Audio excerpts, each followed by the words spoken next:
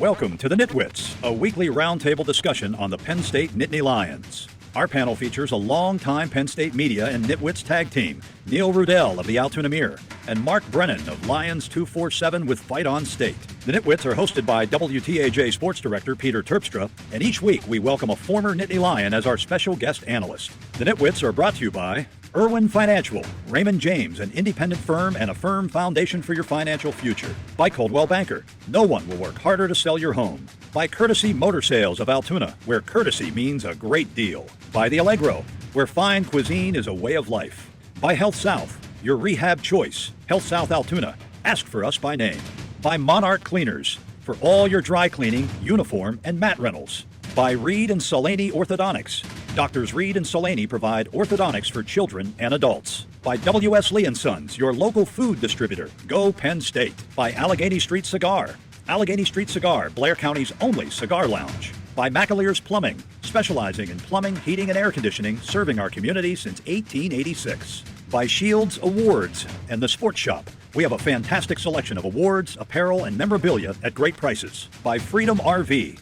Get ready to tailgate this Penn State football season with Freedom RV Rentals. By Jethro's, serving ribs, steaks, Italian specialties, and the famous Prospector Salad since 1983. Takeouts, delivery, and catering. By Lucky's Beer Distributor. Let Lucky's Beer get you ready for PSU game day. By Remax Results Realty Group, committed to a culture of professionalism, productivity, and exceptional service. By EasyToUse.com, your Yellow Pages connection in print and online. By Lions 247 with Fight on State, your online home for Penn State football and recruiting coverage. And by the Altoona Mirror, featuring Penn State Game Day every Friday and Penn State Extra every Sunday. Welcome to Nittany Nation Overtime. Hey, hi, hello, welcome to Nittany Nation Overtime. We're the Nitwits. I'm Peter Terpstra, joined by Neil Rudell and Mark Brennan, our special guest, Mike Irwin, former Penn State captain. Thank you for coming on. It's good to be here. Yeah, Peter. So Penn State takes a loss in the Citrus Bowl, okay, 27-24. This is our last kind of end of the year recap. And you have a lot of news kind of happening right after the game. Penn State fires its wide receivers coach, David Corley. And then you have 5 guys declaring early for the NFL draft: running back Miles Sanders, offensive lineman Ryan Bates, Connor McGovern, defensive tackle Kevin Givens, and then defensive end Sharif Miller. All those guys are gone early, and that seems like a pretty big change. Yeah, it used to be it was quiet after the bowl game. I'm sure you'll get to that. But you know, James Franklin has said, and the Penn State unwritten rule used to be, if you were going to be a Blackledge, a Munchak, a guy who was going to go in the first round, or you know, you could forgo your last year of eligibility with everybody's blessing. It was a win for you, a win for your family, a win for the program. And James addressed this. He said, if you're going to be a first or second round draft pick, yes. But if you're going to be later round draft pick or maybe not go at all, it's not a win for you, your family, or the program. And we'll see how the combine and the draft plays out, but I think you have a lot of guys that are lower round picks that are just moving on. And it's creating, I think, more of a roster void next year than maybe was anticipated. Yeah, as Neil said, you know, it used to be that the day after the bowl you'd have Joe Paterno talking to the media at 7 a.m. and then we wouldn't hear anything out of the program until the spring practice started. Listen, this is kind of the new normal, and for everybody wondering, wow, what's wrong with the program? I kind of wonder if there is, because everything seemed coordinated. Penn State put out graphics for all these kids. They tweeted everything. It seemed like everybody kind of knew what was going to go down. 2 of the guys, to me, were kind of no-brainers. Bates and Sharif Miller, they've both been around a long time. They would have been fifth-year seniors next year. I don't know how much better they're going to get in this environment. The guy that kind of was curious to me was McGovern. He's a great kid from a great family. I know Mel Kiper rated him as the number 1 guard in the nation. I don't see that. I don't know what Mel Kiper's looking at. I think McGovern is a younger guy, a true junior, who could have benefited by coming back and playing another year, gotten bigger, gotten stronger, all of those things. And, you know, clearly, you know, Givens is a guy who I think he has a chance at the next level. I really do. You know, it certainly has been a revolving door, though. And you look at these individually, and Givens is a little undersized, 285 pounds. But I go back and think about guys like Glenn Ressler and Mike Reed, some guys that really dominated inside, and I'm not sure Givens is the type of guy that's going to dominate inside.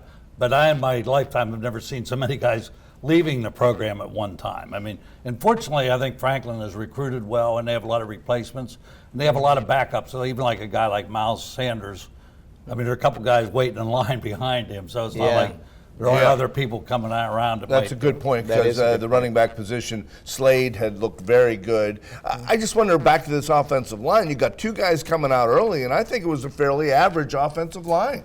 Well, we had really high expectations at the beginning of the season, bringing back so much experience, and now two of those guys are gone. Yeah, I mean, they have recruited better on the offensive line. These guys will both be missed. I mean, both of those guys were good offensive linemen. But again, I just don't think McGovern was at that level. In terms of Miles Sanders, listen, you know, you have guys in the program now, and then you're bringing in a couple more guys in Noah Kane and Devin Ford. So they're going to be fine at that position. They're going to be fine at defensive end because they've recruited like crazy there. But yeah, losing two guys on the O-line and then losing arguably your best defensive tackle, those are going to be the ones to me that hurt. And it seemed like in the secondary we have a lot of people. I mean, I know we're going to lose Amani, but there are other guys in the secondary that can step up, and a lot of guys waiting to get an opportunity. So I think we do have a lot of talent down there. So I think we still have a lot to look forward to. And this may be a bigger picture discussion with college football, but I think the demands of college football, I mean, Joe used to joke that you'd have 6 weeks of spring practice, and if you didn't like it, you'd have 6 more. But you came home in the summer, didn't you, Mike? Yeah. And you were on vacations and being able to, the freedom within these programs now is much less. And I think there's a burnout factor with some of these kids. They want to go see if they they're can get paying paid. a big price. These players are paying a big price today because it is a 12-month-a-year deal. I mean, and like Neil said, when I was there, we went in the fall and we went in the spring for about 4 or 5 weeks, and that was it. Well, they had a winter program, but you went home in the summertime. You weren't down at the University Park throwing the football around. You were home doing other things. And it's tough on these kids today. I mean, and then there's a lot more money involved today than it used to be. I mean, there's one of these guys coming out. Well, that's the one thing I would say is that you never know what financial things are coming into play. So if somebody, first of all, if the kids decide to go, wish them the best of luck. And I think we all do here. We may question some of the decisions, but we also don't know what the financial situations that may be coming into play that are kind of driving them to go. I mean, if they can go and get paid and set themselves up for the future, do it. Barkley did all right for himself. That's the scary part, though, Mike, is that you're hoping that these guys aren't thinking that they're going to be the next person. I don't think there's too many Barkley contracts around. He's had a great season. It's great. Yeah, real quick. They changed the receivers coach. Yes, David Corley was dismissed pretty much as soon as they got back. So they're looking for a receivers coach. No other staff changes at this taping. So we'll see what they wind up. The position struggled all year, and so it's a shame for him. A tough spot too. Yeah, well, I mean, he came in as the running backs coach, then they get Sider, and they end up moving him to wide receivers. He had been a receivers coach at Army, which is a whole completely different animal. One thing I hope everybody remembers, listen, James Franklin, he realized he needed to make a change, and he made it. And he's been doing that when he thinks he needs to make a change.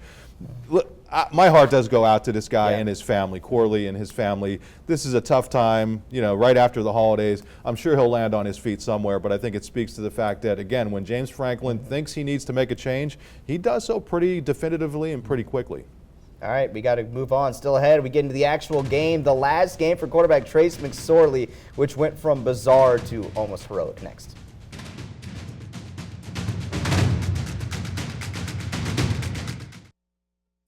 The NitWits are brought to you by Irwin Financial, Raymond James, an independent firm and a firm foundation for your financial future. By Coldwell Banker, no one will work harder to sell your home. By Courtesy Motor Sales of Altoona, where courtesy means a great deal. By The Allegro, where fine cuisine is a way of life. By Health South, your rehab choice. Health South Altoona, ask for us by name. By Monarch Cleaners, for all your dry cleaning, uniform, and mat rentals. You're watching Nittany Nation Overtime. Welcome back to the show. As we mentioned, Penn State took a loss in its final game this season, finishing at 9-4. Lost in the Citrus Bowl to Kentucky out of the SEC, 27-24. Trace McSorley's final game, and we thought we might not see him toward the end of the game. I mean, you had Sean Clifford taking the first series coming out of halftime. We thought he had a broken foot. What was going on with that? Yeah, I mean, it was confusing. Penn State rarely addresses injuries publicly, and actually a statement was, not a statement, but they came out and basically said that he had broken his foot and wasn't coming back. And then I guess that, you know, his foot loosened up or something and they brought him back. I will say this, at the time I thought they were crazy for bringing him back in, but the way they explained it, that he couldn't do any further damage, I was glad he got the opportunity to come back in and show what he could do. They did not win the game, but once again we showed what kind of heart that kid has, and he brought them back at least to the brink. The one thing I said you always had with Trace McSorley, or 95% of the time, he was going to give you an opportunity to win the game. And once again, even down 27-7, Trace McSorley gave you an opportunity to win the game. I wish that kid the best of luck moving forward. It's going to be fun to see if he has an opportunity to make it in the pros. Yeah, you know, there was a lot of discussion, and I agree. And the way he played, I think, sort of kind of exonerated the decision, because obviously after the first interception where he couldn't really push off and they had Johnson open, but there was a lot of discussion about should they have gone for the touchdown at the 14-yard line, 4th and 7. You know, and of course, you know, Twitter sort of exploded. You know, McSorley was out there kind of on one leg, let him have a chance to win the game. He took the ball out of his hands. But I thought, hey, you had outscored them 14-0 at that point. You're still in the game. You increase your flexibility with a field goal there. You got to stop them again. The defense was playing well. McSorley had 4 incompletions in a row, right, including a batted down pass right before that. It was 4th and long. It wasn't like it was 4th and 1 or 2. I didn't think that lost the game. But they only needed one score to win the game. I mean, yeah, you know, and they're on the 14-yard line. So, I mean, you're gambling your defense is going to hold them the next series. I mean. So if you go for it, if you don't make it, they turn the ball over on the 14, which puts a little more pressure on Kentucky down there. I mean, I'm not sure the thought process is a lot to think about when you're in that situation with only about 4.5 minutes to go. You know, I would have elected to try for the 4th down I watched Clemson do that against Syracuse early on 4th down, and they won the game. I mean, but I just don't, even if you come back, you got to get a field goal. And a little shaky kicker at that time anyway. That's right. And then you're going to tie and put it into overtime. With the guy on a bad leg. So you still got to score a touchdown. Yeah. I would have gone for the kick. I would have, because Kentucky had 1 first down. Keep in mind, they were leading in the first half. They had 1 first down in the first half. So they had shown that they could stop Kentucky's run attack at one point. Now, the second half was a different story, but I would have gone for the kick. You're down by 3. You have a chance to stop them, get the ball back, and then, you know, have Trace. But even if you don't, you're down by 6. I mean, a touchdown's going to win the game. So if you're down by 3 and you kick a field goal, you still got to go to overtime to win the game. So I'm saying they only had to score 1 touchdown, and they had 4.5 minutes to do it. So and you're putting Kentucky in a tougher situation down by the goal line. I mean, you know, the ball handling and the defense is not as wide open down there, and they were going to give that ball to Snell anyway. That was their game plan. Yeah, I think. I would have kicked the field goal because I think it gives you more options later in the game if you are able to do it. But you guys have discussed it. I will say this: sometimes, as Joe used to say, you have to give the other guy credit. You know, I didn't think Kentucky was a great team, but what they did on that final drive was just tremendous. I mean, you know what? Their bread and butter is running the ball. They gave it to Snell on 7, 8 straight times. And he wasn't getting huge runs, but he was getting enough yardage, and they got it done. In this instance, I mean, you have to respect what they did. We could sit here and debate the Penn State end of it, and I think there are good arguments on both sides. But I also would like to give Kentucky some credit for getting it done. Mark Stoops did a nice job in that situation. Miles Sanders said after the game he thought Kentucky played like they wanted it more, at least early. And you look at their senior leaders. Snell played with tremendous determination. Allen was a big difference in the game. Blocks a field goal, has 3 sacks. So, you know, Penn State had a lot of guys on the verge, as we found out later, on, you know, pretty much ready to punch out. So I think that weighed in this outcome. I agree. I think it was a much bigger game for Kentucky. Yeah, they played like it. Penn State had some big games earlier in the year, and they're playing a team that's ranked behind them. So I think they went into that. They fell asleep for 3 quarters, and finally they woke up. But even starting out the first, I mean, I don't know that call in the first series. I mean, the fake punt. I mean, Yeah, that came you're back down to your bite own 35-yard line or something. I mean, and if you don't make it, you turn the ball over, which is exactly what happened. I thought that was kind of. And you gave a team that doesn't have a lot of offense a short field and momentum. And again, a team that clearly, as you mentioned, seemed as if it had more to play for. This is a team that hadn't won 10 games since 1977. Now all of a sudden, their fans are hyped up. The team's hyped up, and they think that they have a real shot. And I would go. I still question why you would run that at that point. Maybe later in the game. Yeah. But right then, I don't know. Yeah, well, their 10th win in 77 came against Penn State. There you go. So there's something going. Yeah. Okay, we got more to talk about coming up next. A problem most of the year coming back on New Year's Day. We'll get into that and the quarterback situation too as well.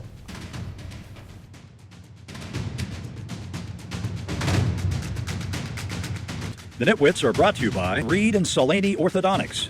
Doctors Reed and Solaney provide orthodontics for children and adults. By W.S. Lee & Sons, your local food distributor. Go Penn State. By Allegheny Street Cigar. Allegheny Street Cigar, Blair County's only cigar lounge. By McAleer's Plumbing, specializing in plumbing, heating, and air conditioning, serving our community since 1886. By Shields Awards and The Sports Shop.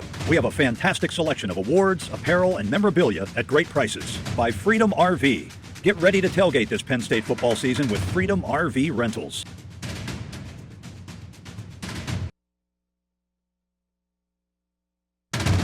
You're watching Nittany Nation Overtime. Welcome back to the show. Let's kind of take a look at this whole season. There's some problems that, once again, hampered Penn State in the bowl game. Special teams was inconsistent, I think, throughout the year. You had some good, some bad, and a couple missed field goals, one of them blocked, really hurt Penn State in that last game. Yeah, special teams were very inconsistent all year, and it really hurt them in this game. If you look at the special teams, Penn State pretty much got outscored 16-0 in this game on special teams. You allow a punt return for a touchdown. Missed a couple. Pinniger had been doing very well late in the year. Just a lot kickoff right. You look how they came out of the gate, and then at halftime, no momentum at all. I mean, you kick off out of bounds, and boom, Kentucky kind of moves down and takes control. So disappointing performance there. Yeah, I mean, I think we could argue all you want about, X's and O's and decisions and that sort of thing. But to me, if they play even remotely well on special teams, they win that game. Yeah. And they didn't. And they didn't for a lot of the year. Now, there was a different situation at Penn State and a lot of schools this year where the NCAA added that 10th coach. They bring in a dedicated special teams coach in Phil Galliano. And I wonder if they didn't maybe try to pile too much on his plate because there's so many disparate things. I for years thought that Penn State should have a dedicated special teams coach. Now I'm not so sure. I think it's too many different things. How can the guy who's coaching the kickers also be coaching the gunners? And also, there's so many different parts in there. So I wouldn't be surprised if they juggle something there to become more consistent maybe across the board. Yeah, because, back in the day, Frank Patrick was a punting coach. And I'm not sure we had a field goal coach. There are a lot of guys from Altoona that tried out as kickers when they were down there. But I'm not sure that the same guy could be. Well, Fran Ganner worked with the kickers for years, didn't he? Yeah. Let's get into that. But they were excellent coaches back then. But the point is, I'm not sure you can have it both ways because for years we would argue, hey, why don't they give it to one guy? I just said that. Right, but you had so I was many, wrong. You had I'm not sure you were. Whether this performance just didn't match the job because you had so many different hands in it that didn't seem to work. So, and hey, let's be honest. The buck stops at the top. James signed off on that fake punt, or he said later in the game after the game that they may have faked another one. So the bottom line is they have to figure out how to fix it, and it's going to be interesting to see if they move, if they go in a different direction, what they do. We don't know what they're going to do at this point, but it's going to be they have to do something because this clearly, and James Franklin said that after the game, their special teams this year were not good enough. All right, quickly, let's get into the quarterback situation. You got Tommy Stevens not making the trip, had surgery. You have Sean Clifford playing some in that Citrus Bowl. Who knows? I don't know who the quarterback's going to be next year. Well, I go back to when Tommy Stevens was battling Trace McSorley, and I remember James Franklin said they're almost dead even at that point. 3 years ago. But then when they started I mean, McSorley, to his credit, ended up starting for the next 30 games or whatever it was. But Tommy Stevens had all kind of potential and still does. Now, he had that knee operation, so I don't know how he's going to be coming back. But I think he has a stronger arm than Trace. He's probably a little faster.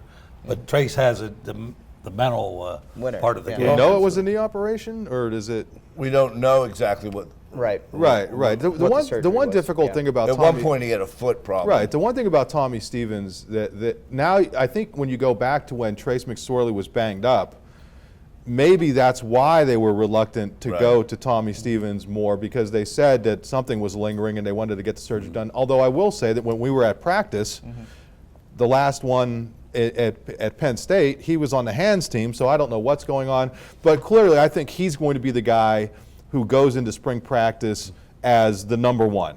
And then, but it's going to be a battle. I mean, Sean Clifford has looked really good whenever he's been in there. If DeAndre Tompkins can catch a ball, he's going to have a spectacular play on the one play he played in the first half. So I think this is going to be a nice battle. They've recruited real well. Levis is a good quarterback. They're bringing in 2 kids with this next class. So there's going to be some fun at quarterback. Yeah, but I also wonder, though, is Clifford... I got to cut you guys off. We're running out of time. We got one more block. We're going to bow on the season. Plenty more discussion coming up next.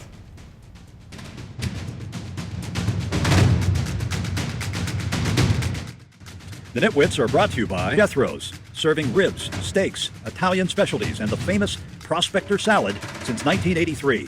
Takeouts, delivery, and catering. By Lucky's Beer Distributor. Let Lucky's Beer get you ready for PSU game day. By Remax Results Realty Group, committed to a culture of professionalism, productivity, and exceptional service. By EasyToUse.com, your Yellow Pages connection in print and online. By Lions 247 with Fight on State, your online home for Penn State football and recruiting coverage. And by the Altoona Mirror, featuring Penn State Game Day every Friday and Penn State Extra every Sunday.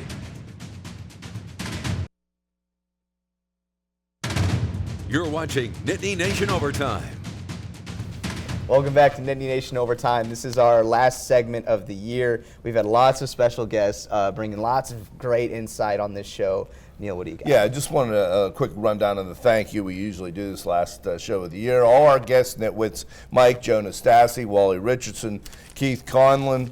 I'm doing this without my cheater glasses. Massimo Manca, Bill Kontz, 2 new NitWits this year, Jay Paterno and Justin Kerpakis, both did a good job. Lou Prado, Roger Corey, and of course Sandy Barber, who's been 5 for 5 with the NitWits. I want to thank Jack Washer for pinch hitting for you, and the TAJ staff, particularly Brendan Talaric. Yeah, Brendan getting a shout out. Yeah, I'm going to give a shout out to the folks at TAJ. Done a great job here. And also all the fans out there who've taken the time to talk to me or Neil or Mike or Peter and say, hey, aren't you a nitwit? You know, we really do enjoy that. We've enjoyed doing the show for 21 years now, and it really means a lot. John Black's wife actually came up to me and said, I love you guys. So when John Black's wife says that, Mrs. Black, thank you. You know, it's unbelievable. I ran into John and his wife down there, and they said, you're a nitwit. Right? Absolutely. I'm only a guest nitwit. I used to be full-time, but now they put me on part-time, you know, for some reason. Good to have you. That was by request, Mike. Okay, so we got like 30 seconds left. One final question. Will Penn State be better next year? I don't know. I mean, they lost to a couple teams this year. I think they were better than. They have a lot of holes to replace. I think it's going to be very interesting next year. I think they'll be slightly better. I think some of the young talent really starts to emerge. The passing game will be much better. Mike? Well, I'll pick them to win. I know that. Yeah. But I think the team's going to be better next year than it was this year. I think so. I think obviously it was a transition year, except for at quarterback. A lot of question marks, and it's going to be a fun season next year, folks. Thank you, Peter. I Good appreciate debut. it. This was my first year kind of corralling the nitwits. I appreciate it, folks. That's our last show. Have a good one.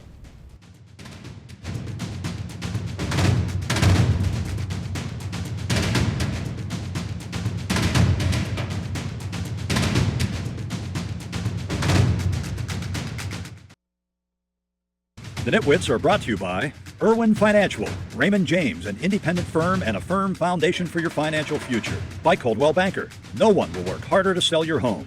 By Courtesy Motor Sales of Altoona, where courtesy means a great deal. By The Allegro, where fine cuisine is a way of life. By Health South, your rehab choice. Health South Altoona, ask for us by name. By Monarch Cleaners, for all your dry cleaning, uniform, and mat rentals. By Reed and Solani Orthodontics, Doctors Reed and Solaney provide orthodontics for children and adults. By W.S. Lee & Sons, your local food distributor. Go Penn State. By Allegheny Street Cigar. Allegheny Street Cigar, Blair County's only cigar lounge. By McAleer's Plumbing, specializing in plumbing, heating, and air conditioning, serving our community since 1886. By Shields Awards and the Sports Shop. We have a fantastic selection of awards, apparel, and memorabilia at great prices. By Freedom RV. Get ready to tailgate this Penn State football season with Freedom RV Rentals.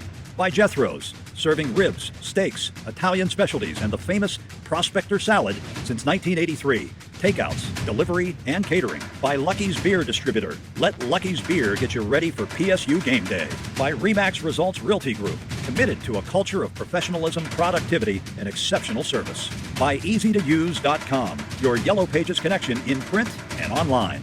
By Lions 247 with Fight on State, your online home for Penn State football and recruiting coverage. And by the Altoona Mirror, featuring Penn State Game Day every Friday and Penn State Extra every Sunday. Thanks for watching, and we'll see you next week.